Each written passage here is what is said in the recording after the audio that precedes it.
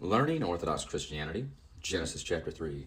Now the serpent was more cunning than all the wild animals the Lord God made on the earth. And he said to the woman, Has God indeed said, You shall not eat from every tree of the garden?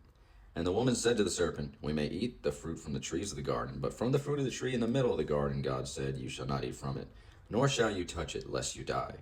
Then the serpent said to the woman, You shall not die by death, for God knows in the day you eat from it your eyes will be opened, and you will be like gods, knowing good and evil. So when the woman saw the tree was good for food, was pleasant to the eyes, and a tree beautiful to contemplate, she took its fruit and ate. She also gave it to her husband with her, and he ate. Then the eyes of the two were open, and they knew they were naked. So they sewed fig leaves together and made themselves coverings. Then they heard the voice of the Lord God walking in the garden that afternoon.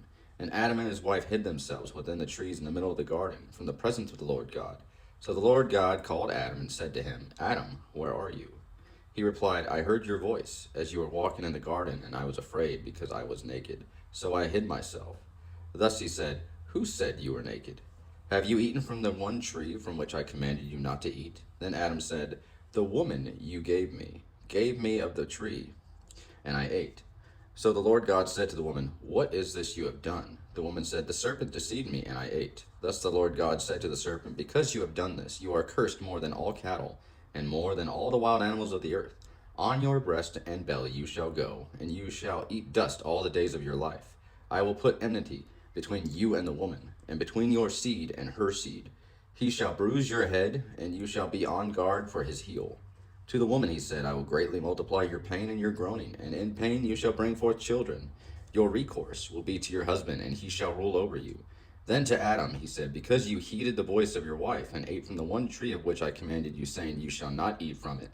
Cursed is the ground in your labors. In toil you shall eat from it all the days of your life. Both thorns and thistles it shall bring for you, and you shall eat the herb of the field. In the sweat of your face you shall eat bread till you return to the ground from which you were taken. Earth you are, and to earth you shall return. So Adam called his wife's name Life, because she was the mother of all living. Also for Adam and his wife the Lord made garments of skin and clothed them.